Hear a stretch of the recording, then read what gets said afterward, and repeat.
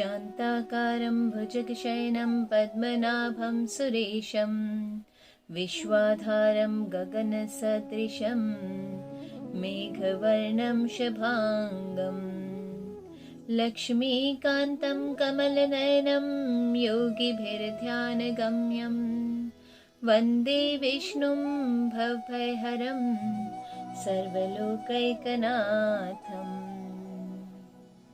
यं ब्रह्मा वरुणेन्द्ररुद्रमरुतः स्तुन्वन्ति दिव्यैस्तवैर्वेदैः साङ्गपदक्रमोपनिषदैर्गायन्ति यं सामगाः ध्यानावस्थिततद्गतेन मनसा पश्यन्ति यं योगिनो यस्यान्तं न विदुः सुरासुरगणा देवाय तस्मै नमः।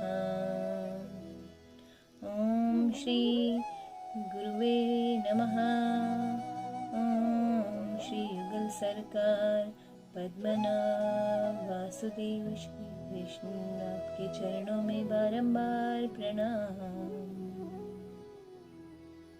सभी संतों को मेरा प्रणाम, सभी भक्तजनों को प्रणाम।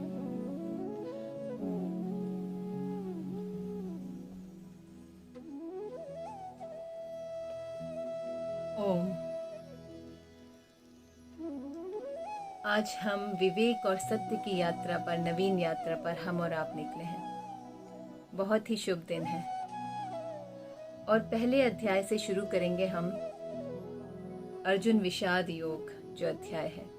आप सभी को मैं आपको सबको कहूँगी कि आप लोग प्लीज़ हमारी वीडियो को लाइक, शेयर और सब्सक्राइब ज़रूर कर लें, जिससे कि हम ज़्यादा से ज़्यादा आप लोगों के पास वीडियोस भेज पाएँ और उनके नोटिफिकेशंस आपके पास जाएं और आप सब उसका लाभ उठा पाएं और उसको शेयर करें, जिससे कि क्योंकि देखिए करोड़ों लोग हैं इस वक्त जो हमारे भारत में हैं और उसमें से देखिए कुछ 150,000 लोग ही सिर्फ इस रास्ते पे हैं। तो हमें ज़्यादा से ज़्यादा तक ये चीज़ें पहुंचानी हैं, क्योंकि यही एकमात्र तरीका है, यही एकमात्र उपाय है जो आपको आनंद की तरफ ले जाता है, जो आपको सारे दुखों से दूर हटाता है। और हम सभी ये चाहते हैं कि हमारे प्रियजन खुश रहें। तो आप सब इसमें थोड़ा सहयोग दें अपना और इसको ज़्यादा से ज़्यादा शेयर करें और प्लीज़ सब्सक्राइब ज़रूर करें, तभी ये आपको नोटिफिकेशन भेज पाते हैं। और चलिए शुरू करते हैं अपनी यात्रा, सत्य की यात्रा, विवेक की यात्रा, विचार की यात्रा। क्योंकि मैंने जैसा कि आपको महात्म्य में भी बताया गीता जी के कि ये गीता जी अध्ययन के लिए है, विचार के लिए है। आपको विचार करना पड़ेगा हर चीज पे। जो विचारवान है वही इसका रहस्य समझ सकता है। अर्जुन नर का प्रतिनिधित्व कर रहे हैं और वो विचारवान है। सभी को ये सब चीजें पता है कि कैसे कैसे उन्हें शोक हुआ। फिर महाभारत में, क्योंकि इतने सब अब तो सीरियल्स देख रहे हैं कि लोग जानते हैं कि भाई महाभारत कैसे कैसे स्टार्ट हुई, फिर गीता जी कब बोली गई। पर इसमें जो बात सोचने की है, विचार करने की है, वह यही है कि अर्जुन विचारवान है। उन्होंने विचार किया कि सब मेरे ही लोग हैं, सामने भी और मेरे यहाँ भी, तो कैसे मैं इनके ऊपर शस्त्र उठाऊं। ये भी एक विचार ही था उनके मन में जो आया। और फिर उसके निवारण के लिए प्रभु ने पूरा गीत गाया, हम पर ही कृपा करी अर्जुन जी ने। तो इस तरीके से विचारवान होना बहुत जरूरी है। और जो लोग जीवन में, अगर आप देखें कि दुर्योधन विचारवान नहीं था, वो सेल्फिशनेस की पराकाष्ठा जो कहते हैं ना आप, वो स्थिति पे था। उसने शुरुआत में ही कहा कि यहाँ जो लोग इकट्ठे हुए हैं सब देखिए मेरे लिए इकट्ठे हुए हैं, मेरे लिए जान देने के लिए ये सब लोग खड़े हुए हैं। मतलब उसको ये था कि मुझे खुशी मिल जाए, जैसे भी मार काट पीट के, बस मुझे जो चीज चाहिए वो मुझे मिल जानी चाहिए, मुझे हासिल हो जानी चाहिए। तो ये विचारवान की निशानी नहीं है। और जिन लोगों के भी स्वभाव में, समाज में आप ये बात देखिए, अगर आपके मन में भी, ये बहुत अच्छी कसौटी है पहचानने की कि आपके अंदर अगर ऐसा कभी भी विचार आ रहा है कि मुझे ये चीज चाहिए और एन क्रेन प्रकारेण किसी भी तरह मिल जाए, बस मिल जानी चाहिए, मार काट के मिल जाए, चाहे कैसे मिल जाए, तो समझ लीजिए आपकी वो वृत्ति दुर्योधन की वृत्ति है। बिल्कुल दुर्योधन की सोच पर आप चल पड़े हैं। उसी वक्त सतर्क हो जाइए कि विचार करिए कि मुझे क्या चीज चाहिए और वो कहाँ तक ठीक है। ये विचार होना बहुत जरूरी है। विचार में ही आप अपना जीवन अच्छे से जी सकते हैं अगर आप विचारवान हैं। और इसमें गीता जी में तो जो भगवान ने कहा है, सबसे पहली चीज युद्ध है। युद्ध रणभूमि में खड़े हैं ये लोग। थोड़ी सी आपको शुरुआत की बात बताऊंगी इनकी, क्योंकि हम सिर्फ पढ़ने से कुछ नहीं होगा जब तक उस पर विचार न करें। तो जो युद्ध भूमि में खड़ी हैं दोनों सेनाएं, तो यहाँ जो युद्ध है वो युद्ध कोई रणभूमि का युद्ध नहीं है, वो युद्ध हमारे आंतरिक मन का युद्ध है। जो भगवान ने कहा उसमें जगह जगह पे आएंगी चीजें हमारे, हमने जो मैं भी आपको चीजें बता रही हूँ मेरे मन की चीजें नहीं है, हमारे संतों की कही हुई चीजें हैं। परम पूज्य परमहंस स्वामी अर्गणानंद जी महाराज की यथार्थ गीता में आप पढ़िए, श्री उड़िया बाबा महाराज जी, ब्रह्मलीन परम पूज्य पूर्णानंद जी महाराज जी, ये इन लोगों की गीताएं टीकाएं जब आप पढ़ेंगे तो आप समझ पाएंगे कि क्या गीता जी में बात थी जो भगवान कहना चाह रहे थे। तो ये एक आंतरिक युद्ध है, अंदर की प्रवृत्तियां हैं, हमारे मन के अंदर की प्रवृत्तियां जो हमें खुद पहचाननी है। अगर इसमें अगर आप ये कहें कि अर्जुन पांडव और कौरव, ये दो तरीके की वृत्तियां हैं, जो नेगेटिव और पॉजिटिव वृत्तियां सबके मन में आती रहती हैं, जिसे हम कई बार कहते हैं आसुरी वृत्तियां और देवत्व वाली वृत्तियां। जहां पर जब भी आपके जीवन में, और ये जो शरीर है, शरीर को ही उन्होंने रणभूमि कहा, और इसमें अलग से इदम शरीरम कौन्तेय क्षेत्र मित्य भी धीयते। इदम शरीरम, इदम करके जब भी संस्कृत में किसी चीज को कहेंगे, समझ लीजिए जिससे आप उंगली निर्दिष्ट करके आप बता पाए कि ये, तो शरीर को आप बता पाते हैं कि ये शरीर, तो ये जो शरीर है, इदम शरीरम कौन्तेय क्षेत्र मित्य भी धीयते, तो ये जो शरीर है ये क्षेत्र है, यही क्षेत्र है, और इसमें इस क्षेत्र को जो देख रहा है, जो इसकी सारी चीजों का अवलोकन कर रहा है, वही क्षेत्रज्ञ है। ऐसा गीता जी में ही भगवान ने कहा है। तो जो हमें ये देखना है कि जब अब शरीर को उन्होंने क्षेत्र बताया है, तो शरीर में जो उठने वाली सारी हमारी वृत्तियां हैं, जब भी आप समझ लीजिए आपके अंदर आसुरी भाव बहुत ज्यादा आ गया, तो समझ लीजिए कि ये आपका, आप कौरव की पार्टी में चले गए, कौरवों की पार्टी में चले गए। और जब भी आपके अंदर देवत्व भाव आ गया, देवत्व गुण, देवई गुण आ गए, देवई गुण, उसी वक्त समझ लीजिए कि आप पांडवों की पार्टी में आ गए। और ये 10 इंद्रियां, मन बुद्धि चित्त अहंकार और 5 तन्मात्राएं, ये सब मिलकर इस पूरे क्षेत्र का, इस पूरे शरीर का जो पूरा क्षेत्र बनाती हैं, वो ये सब चीजें मिलकर बनाती हैं। और सबसे बड़ी जो चीज है इसमें वो है प्रकृति। परमात्मा से प्रकृति उत्पन्न हुई और प्रकृति से 3 गुण उत्पन्न हुए।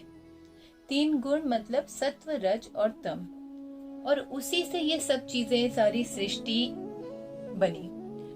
हर सृष्टि की हर चीज में तीनों गुण का वास है।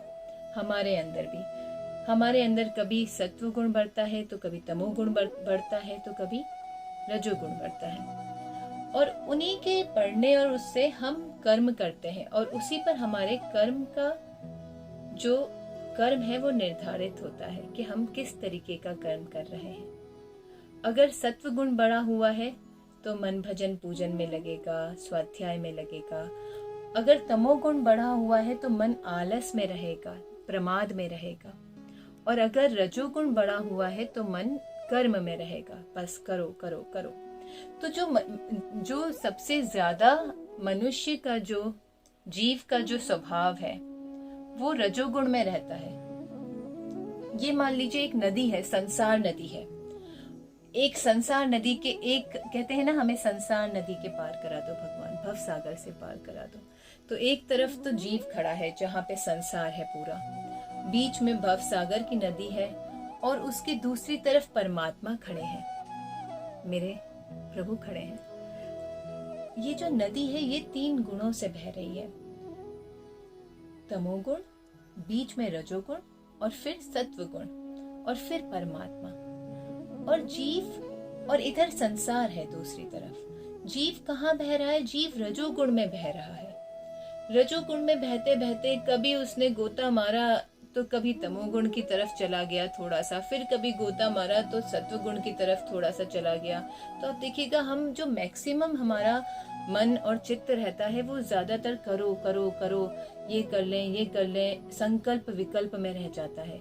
तो हम रजोगुण में मैक्सिमम टाइम हमारा जा रहा है, और उसके बाद हम बीच बीच में थोड़ा आलस आ गया, प्रमाद आ गया, तमोगुण की तरफ बढ़ गए। और कलयुग में तो तमोगुण की ही महत्ता है। और कभी हमें थोड़ा सा भगवान का मन कर गया, अरे क्या कर रहे हैं, कहाँ मन लगा हुआ है, चलो थोड़ा भगवान, तो इधर गोता मार लिया। ऐसे दोनों तरफ गोते मारते मारते पूरा जीवन निकल जाता है, और हम इन तीनों गुणों से बाहर नहीं आ पाते। तो ये जो प्रकृति और तीनों गुण है, यही द्वंद है अंदर का। जब तक ये द्वंद और ये कर्म कुरुक्षेत्र कुछ और नहीं है, जो कह रहे हैं ना कुरुक्षेत्र, कुरु मतलब करो। जब करो करो का भाव रहेगा आपका इस क्षेत्र में, तो आप समझ लीजिए कि एक कुरुक्षेत्र आपने बना रखा है पूरा, और आप करते करते करते एक जन्म दूसरा जन्म खत्म होते जा रहे हैं, जन्म पे जन्म खत्म होते ही चले जा रहे हैं। पुनरपि जननम पुनरपि मरणम, पुनरपि जननी जठरे शयनम, बार बार जन्म, बार बार मरण, और बार बार गर्भ में आना। ये एक साइकिल चली चली आ रही है, और हम इस साइकिल से बाहर नहीं निकलना चाहते। हमें लगता है कि यही सही है जीवन। तो हम किस में जी रहे हैं? हम जी रहे हैं कुरुक्षेत्र में। ये कुरुक्षेत्र है, और इसमें से जैसे ही आपने अपने भाव बदले, अपने अंदर दैवीय गुण का कहना चाहिए प्रादुर्भाव करा, जैसे ही दैवीय गुण भर लिया आपने अपने अंदर, तभी आप समझ लीजिए आपके अंदर ये कुरुक्षेत्र धर्म क्षेत्र बन गया। ये धर्म क्षेत्र का जगह काम आ जाएगा। ये इसी को हम धर्म क्षेत्र कहेंगे। तो ये सारा जो बताया, ये सारा हमारा मन का ही है।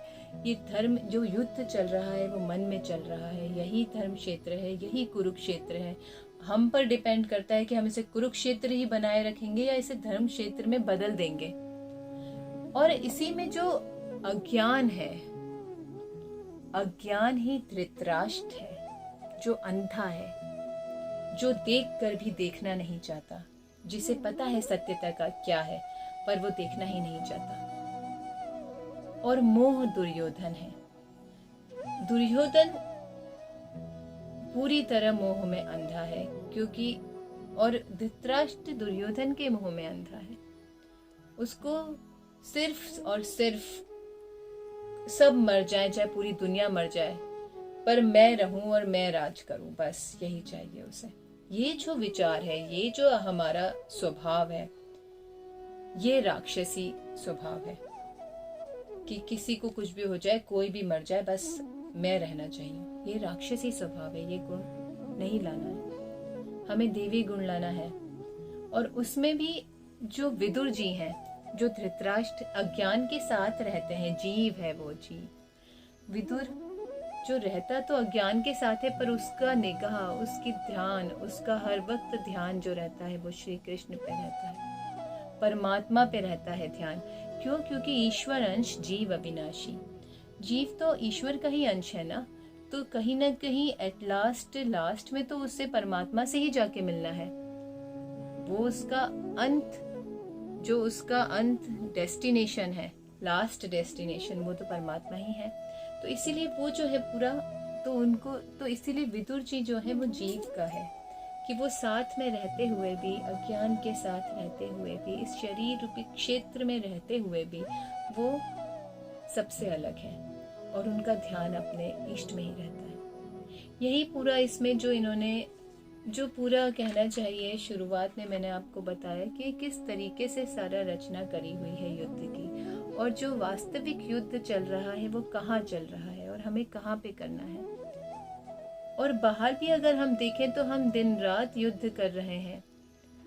अपने बाहर चाहे काम पर जाएं, चाहे घर में जाएं, वहाँ भी हम लगातार इन द्वंद्वों से जूझ रहे हैं, चाहे वो ईर्ष्या हो, चाहे वो जेलसी हो, चाहे वो मोह हो, और चाहे वो कोई भी द्वंद्व हो, उन सभी द्वंद्व में हम अटके हुए हैं, राग द्वेष मोह। तो इन्हीं द्वंद्वों से बाहर आना है और देवी गुण बढ़ाने हैं अपने अंदर, विचार बढ़ाना है, विचार सत्य की तरफ चलना है।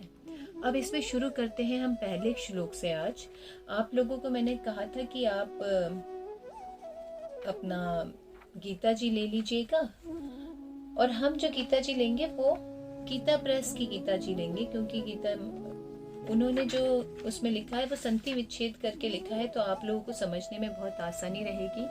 जिन लोगों के पास नहीं है बुक और नहीं मिला है इसका कुछ भी, वो मुझे व्हाट्सएप ग्रुप में जो लोग हैं साथ में मैसेज करिए, तो मैं आप लोगों को इसका फोटो खींच के ज़रूर भेजूंगी ताकि आप लोगों को ईजी रहे। और वैसे बार बार आप ये वीडियो सुनकर आप जब आप मेरे साथ दोहराएंगे तो भी आपको ये चीज़ें याद होती चली जाएंगी, और आप अपने हाथों से अपनी एक कॉपी बनाइए, उसमें जो भी इम्पोर्टेंट चीज़ें आपको लगती जा रही हैं शुरू से वो लिखते चले जाइए, तो वो आपको बाद में भी आसानी रहेगी। क्योंकि कभी भी हमने शुरू से देखा, जिस वक्त सुनते हैं उस वक्त तो लगता है कि हाँ सब समझ आ गया, पर बाद में जब तक उन चीज़ को कहते हैं पहले सुनना फिर गुनना, जैसे गाय जो गाली करती है पहले खाती है और फिर उससे बहुत देर तक उसको गुनती है, सेम चीज़ शास्त्रों के साथ करनी चाहिए कि आपने पहले सुना, श्रवण किया, फिर उसे गुना, फिर मनन और फिर निदिध्यासन।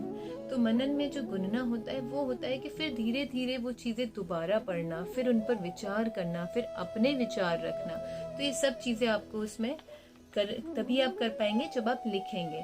तो आप अपनी जो है शास्त्र गीता जी आप लोगों के पास होंगी वो निकाल लीजिए। उसमें हम इसे शुरू करते हैं पहले अध्याय से, और पहले मैं बोलूँगी एक बार और उसके बाद 2 बार आप उस चीज़ को रिपीट करिएगा, तो उससे क्या होगा कि आपको वो चीज़ें याद होती चली जाएंगी और आपको आसानी रहेगी बोलने में।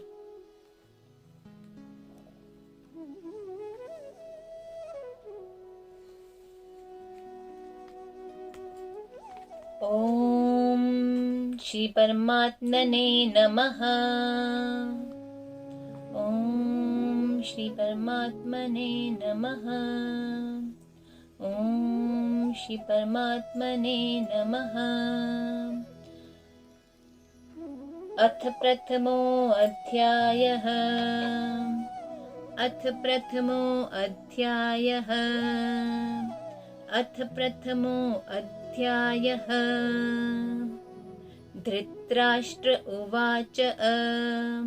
धृतराष्ट्र उवाच। धृतराष्ट्र उवाच। धर्मक्षेत्रे कुरुक्षेत्रे। धर्मक्षेत्रे कुरुक्षेत्रे। धर्मक्षेत्रे कुरुक्षेत्रे। संवेतायुयुत्सवः। संवेतायुयुत्सवः। संवेतायुयुत्सवः।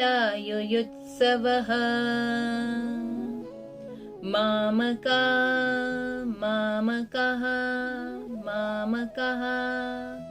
पाण्डवाश्चैव पाण्डवाश्चैव पाण्डवाश्चैव। किम कुर्वत सञ्जय। किम कुर्वत सञ्जय। किम कुर्वत सञ्जय। आप साथ साथ रिपीट करते रहिए तो आपको आसानी रहेगी। इसमें जो धर्म क्षेत्रे, धर्म क्षेत्रेश, जो क्ष है इसके ऊपर हमें थोड़ा सा एम्फेसिस देके बोलना है। धर्म क्षेत्रे कुरुक्षेत्रे, तो वो एम्फेसिस देना बहुत जरूरी है, वो आप देते हुए चलें। और कोई भी वर्ड खाना नहीं है, वो वर्ड बिल्कुल साफ साफ पता चलना चाहिए। अब ये जो लास्ट में है युयुत्सवः, युयुत्सवः, सवः, एंड में वो जो अंग अह की मात्रा वो ह आना चाहिए, सुनाई देना चाहिए। वो इस तरीके से ही आपको बोलना है। आप मेरे साथ साथ रिपीट करके उसे बार बार बोलते रहिएगा वीडियो में ही देख देख के, तो आपको धीरे धीरे वो आ जाएगा। अभी शुरू में कुछ घबराने की जरूरत नहीं है, अभी शुरू में जितना हो रहा है उतना करिए। इसमें देखिए जो बताया है, धर्म क्षेत्रे कुरुक्षेत्रे समवेता युयुत्सवः। धृतराष्ट्र ने सबसे पहले जो भगवान ने गीता जी की शुरुआत ही करी है वो धृतराष्ट्र जी से करी है। अब आप सोचिए, पहले अध्याय में तो भगवान ने कुछ भी नहीं बोला, धृतराष्ट्र जी से इसलिए शुरुआत करी, उन्होंने ये बताया कि महाभारत का पूरा युद्ध हुआ तो उसका रूट कॉज कौन था। अगर धृतराष्ट्र अंधा नहीं होता, अंधा मतलब ज्ञान चक्षु, उनके ज्ञान चक्षु नहीं थे, न आंतरिक भी अंधे थे, बाहर से भी अंधे थे, मुंह आन थे, वो अपने मुंह में अंधे हो चुके थे। अगर ऐसा नहीं होता तो ये युद्ध भी ना होता। तो इसके सबके पीछे कौन था? धृतराष्ट्र का ही मोह था जो कारण था जिसने ये पूरा युद्ध कराया। और देखिए हम जीवन में कितनी चीजें होती हैं, हम सोचते हैं हम रोक लेंगे उन्हें, या हम पीछे पड़ते हैं घरों में भी, ऐसा क्यों करा, ऐसे क्यों करा, ऐसे क्यों करा। ये चीजें मैं आपको इसलिए साथ में बता रही हूँ कि देखिए गीता जी में उन्होंने बताई हैं ये चीजें, हम समझ नहीं पाते कि ये हमारे लिए बात है। तो ये ऐसा हमारे साथ भी जीवन में बहुत बार होता है कि हम सोचते हैं, अब इसमें लोग क्या कहते हैं कि कृष्ण जी ने क्यों नहीं रोक लिया था युद्ध, वो तो भगवान है। तो यही बात थी कि यही बात है कि जब भगवान नहीं रोक पाए युद्ध, उन्होंने भी तो अपनी तरफ से बहुत समझाया, जाके कई बार समझाया, पर उन्होंने कहा कि नहीं, मतलब जब मोह और कहना चाहिए अधर्म, अज्ञान पराकाष्ठा पे पहुंचता है तो उसका नाश ही करा जाता है। तो उन्होंने ये चीज इसलिए लाइफ में भी अगर कोई चीजें हो रही हैं, ठीक है अपनी तरफ से आपने, लेकिन उसको ये नहीं है, फिर आप देखो कि भगवान की क्या इच्छा है, भगवान क्या चाहते हैं, क्या होना चाहिए और सत्यता में क्या होना चाहिए। अब धृतराष्ट्र जी यहाँ पर उन्होंने धर्म अधर्म का कोई विचार न कर बस ये सोचा कि बस मेरे बच्चे जिएं, मेरे बच्चे राज्य करें, बस यहीं पर उन्होंने गलती कर दी। और यही चीज का पूरे उसको भुगतान करना पड़ा, कितना बड़ा युद्ध हुआ। और यहाँ पर यही बात बता रहे हैं कि उन्होंने किस बात पे, जो ये सेकंड लाइन है माम काहा, ये वर्ड ही सबसे बड़ा वर्ड है इसमें। माम काहा, मेरे और पांडु के पुत्रों में, मतलब जो द्वैत आ गया आपका बीच में, मैं और तू, जहां पर भी द्वैत आ जाएगा, दो हो जाएंगे, वहां युद्ध होके ही होगा। तो अगर युद्ध नहीं चाहिए, घर में भी अगर युद्ध नहीं चाहिए, तो ये द्वैत हटाना पड़ेगा। मेरा अलग तेरा अलग। आजकल तो मैं देख रही हूँ हस्बैंड वाइफ में भी, हस्बैंड की चीजें अलग हैं, वाइफ की चीजें अलग हैं, इवन बाथरूम्स अलग हैं, वो अलग बाथरूम्स यूज कर रहे हैं, अलग कार्स अलग हैं, और बहुत सारी चीजें हैं कि ये मेरी है, ये कैसे छूली, ये तुम्हारी है। तो जहां जहां मेरा और तेरा आएगा वहां वहां युद्ध होगा ही होगा। तो ये यहाँ पर सारा जो जड़ है वो ये है माम कहा, मेरे और पांडु के पुत्रों के बीच में। और जो सोचने वाली बात है वो है इसमें किम अकुर्वत, किम अकुर्वत, किम कुर्वत, किम कुर्वत मतलब क्या कर रहे हैं, वो पूछ रहे हैं संजय जी से। अब आप देखिए कि जब युद्ध के मैदान में गए हैं और युद्ध करने गए हैं, तो ये सवाल का क्या जरूरत थी वहां पे कि क्या कर रहे हैं। मतलब इसके पीछे भी एक बहुत बड़ा रीजन था कि धृतराष्ट्र जी ने सोचा कि वो धर्म क्षेत्र है, कुरुक्षेत्र में बहुत लड़ाइयां हुई, सब धर्म के लिए लड़ाइयां हुई। तो उन्होंने कहा धर्म क्षेत्र है, धर्म अगर तीर्थ स्थानों में, धर्म में वाली जगहों पर जाकर लोगों के हृदय परिवर्तन हो जाते हैं। तो ऐसा तो नहीं हो गया कि मेरे बच्चों का हृदय परिवर्तन हो गया हो या पांडु के पुत्रों का हृदय परिवर्तन हो गया हो और उन्होंने युद्ध का विचार छोड़ दिया हो। तो इसलिए उन्होंने पूछा कि सब लोग वहां गए हैं, धर्म क्षेत्र में गए हैं, और मेरे और पांडु के पुत्र क्या कर रहे हैं ये बताओ। तो यहाँ उनका विचार इस तरीके से था। तो माम कहा पांडवाश्चैव किम कुर्वत संजय। तो यहाँ पे उन्होंने पूछा उनसे कि वो क्या कर रहे हैं। फिर संजय जी ने आगे जवाब दिया है। संजय उवाच संजय उवाच दृष्ट्वा तु पाण्डवानीकम् दृष्ट्वा तु पाण्डवानीकम् दृष्ट्वा तु पाण्डवानीकम् व्यूढं दुर्योधनस्तथा व्यूढं दुर्योधनस्तदा व्यूढं दुर्योधनस्तदा आचार्यमुपसंगम्य आचार्यमुपसंगम्य आचार्यमुपसंगम्य राजा वचनम् अब्रवीत राजा वचनम् अब्रवीत राजा वचनम् अब्रवीत। इसमें यहाँ लास्ट वाली लाइन में जो है ये राजा वचनम अब्रवीत, इसमें आप इसे राजा वचन अब्रवीत भी कर सकते हैं, या तो म आप बिल्कुल साथ में कंटिन्यूटी में बोल दीजिए राजा वचनम अब्रवीत, राजा वचनम अब्रवीत, तो म साथ में ले लीजिए। और अगर म साथ में नहीं आ रहा, आप संधि विच्छेद कर रहे हैं, राजा वचनम बोल रहे हैं, तो उसे अब्रवीत करके हमें संधि विच्छेद करना पड़ेगा। उसके जब हम दो में पार्ट करेंगे तो वचनम अलग हो जाएगा, और वचनम अलग करेंगे तो ब्रवीत से पहले अ लगाना पड़ेगा आपको, अब्रवीत। तो इस तरीके से आपको इसको प्रोनाउंस करना है। तो आप मेरे साथ साथ ही बोलते जाइएगा। मैं 3 बार जैसे बोलती हूँ तो 1 बार मैं बोल रही हूँ तो 2 बार आप उसको रिपीट करिए। तो उसके बाद जो पूरा यहाँ पर बता रहे हैं, दृष्टवा तु पांडवानीकम व्यूढम दुर्योधनस्तदा। दुर्योधन जी ने सबसे पहले अपने आचार्य के पास जाते हैं और कहते हैं कि देखिए पांडवों की रचना देखिए, इन्होंने कितना अच्छी व्यू रचना करी है। और इसमें स्पेशली बताया गया है कि राजा वचनम ब्रवीत, कि आचार्य के पास जाके राजा ने ये बात बोली। राजा तो धृतराष्ट्र थे, पर राजा इसलिए बोला गया कि इस वक्त ये आसुरी शक्तियों के राजा, यहाँ पर ये जो पूरा कौरव है उसके राजा दुर्योधन है, तो इसलिए स्पेशली उनको बताया गया कि अब वो राजा की कैडर पे आके बात कर रहे हैं। अभी तक कैसे, अभी तक युवराज थे, तो अब राजा की तरह जाके अपने उनसे पूछ रहे हैं कि देखिए इनका कैसी व्यू रचना करी है इन लोगों ने। तो वो उनको कहीं ना कहीं मन में डर भी था, और वो दिखा भी रहे थे अपने आचार्यों को कि देखिए ये कैसी व्यू रचना करी है और हम भी मतलब इससे अच्छी करें।